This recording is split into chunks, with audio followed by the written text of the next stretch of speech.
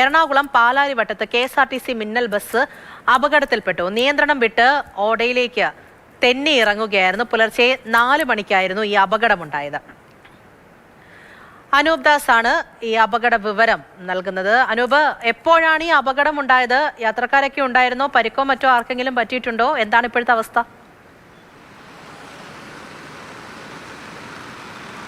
പൂജ, ഇന്ന് പുലർച്ചെ 4 മണിക്കാണ് അപകടം ഉണ്ടായത്. ഇത് നമുക്ക് എറണാകുളത്ത് നിന്നാണെങ്കിൽ എടപ്പള്ളിയിൽ നിന്ന് അരൂരിലേക്ക് പോകുന്ന പാതയാണ് പ്രധാനപ്പെട്ട പാത.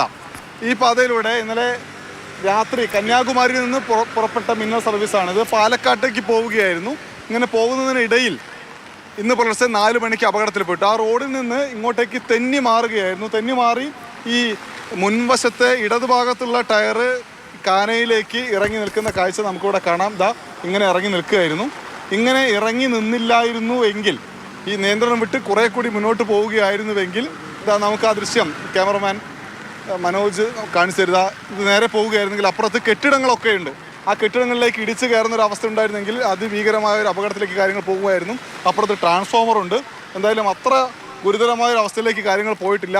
ബസ്സിലുണ്ടായിരുന്ന ചിലർക്ക് ചെറിയ നിസാര പരിക്കുകൾ മാത്രമേ ഉള്ളൂ. കാര്യമായ കുഴപ്പങ്ങളൊന്നും അവർക്ക് സംഭവിച്ചിട്ടില്ല. എന്തായാലും ആളുകളെയൊക്കെ ഇവിടെ നിന്ന് മാറ്റിയിട്ടുണ്ട്.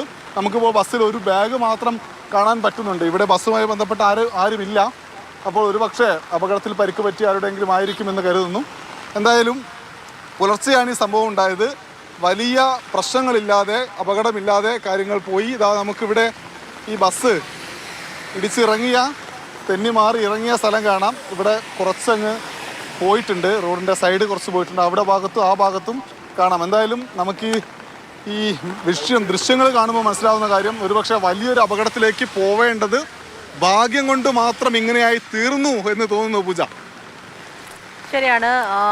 അപകട സ്ഥലത്ത് നിന്നുമാണ് അനൂപ് ദാസ് ഇപ്പോൾ കാര്യങ്ങൾ പറഞ്ഞത്. പുലർച്ചയോടുകൂടി ഉണ്ടായ ഒരു അപകടമാണ്. നിയന്ത്രണം വിട്ട് ബസ് ഓടയിലേക്ക് തെന്നി മാറുകയായിരുന്നു. അനൂപനെ സൂചിപ്പിക്കുന്നുണ്ടായിരുന്നു കുറച്ച് പോയിരുന്നെങ്കിൽ അടുത്തായിട്ട് കെട്ടിടങ്ങളും ഒക്കെ തന്നെയുമുണ്ട്.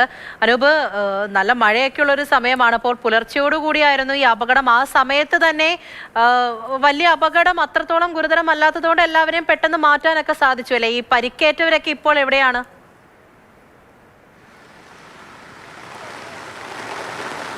അതെ, പുലർച്ചെയാണ് സംഭവം ഉണ്ടായത്. പെട്ടെന്ന് തന്നെ പോലീസ്, ഹൈവേ പോലീസും മറ്റ് പോലീസ് അധികാരികളും മറ്റൊക്കെ ഇവിടെ സ്ഥലത്തേക്ക് എത്തി.